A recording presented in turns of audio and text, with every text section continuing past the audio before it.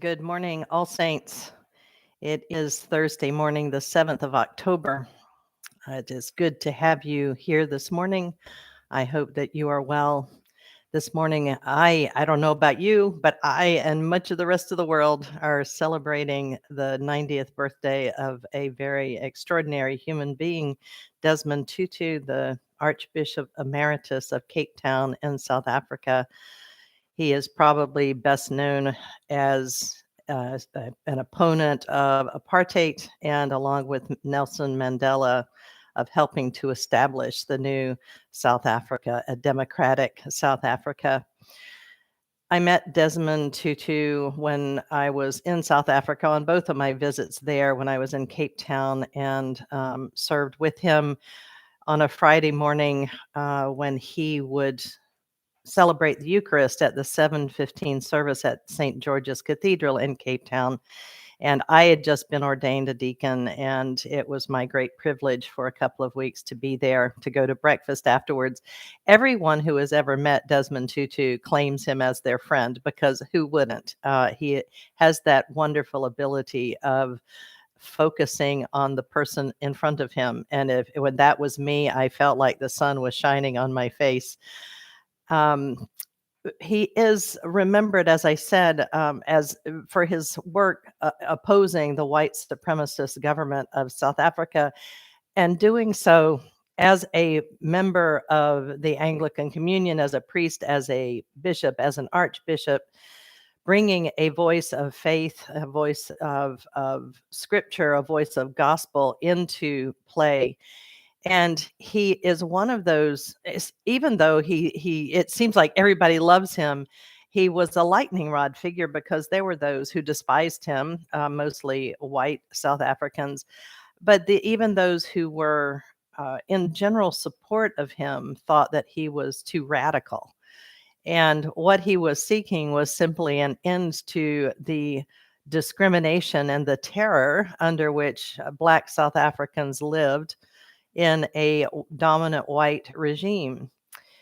And so his message was always about reconciliation. So there were those during the Truth and Reconciliation era, when South Africa was being reestablished following the election of Nelson Mandela to the presidency.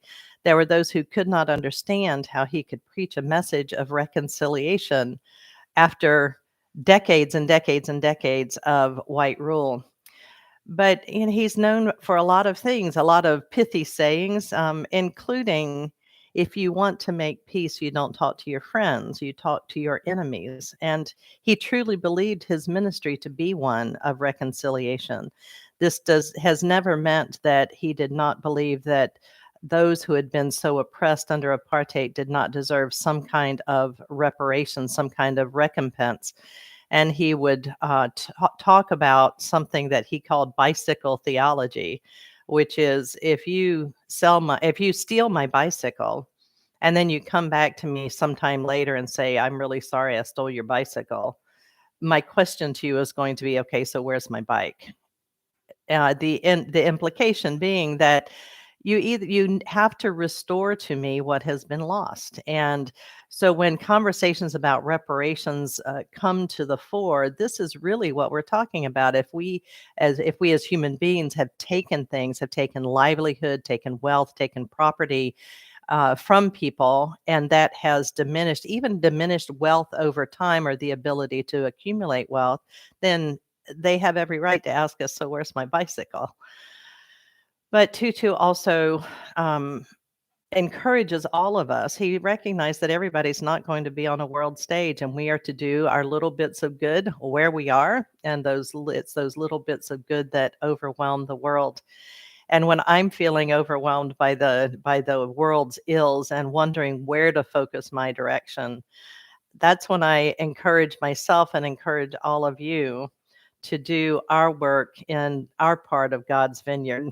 And as long as other people are doing the same, eventually God's reign will be made real. So I am indeed celebrating the 90th birthday of Archbishop Desmond Tutu. And I hope that he has many more years, but if he does or if he doesn't, his impact on our world, his impact on those who know him and those who don't, is really immeasurable. He is one of those towering figures that I think will be long remembered after all of us are gone. So happy birthday, Art. I hope that your day is as extraordinary as you are.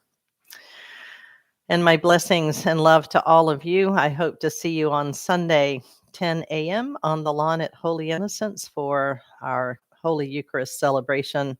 It would be good to see you there. Blessings to all of you.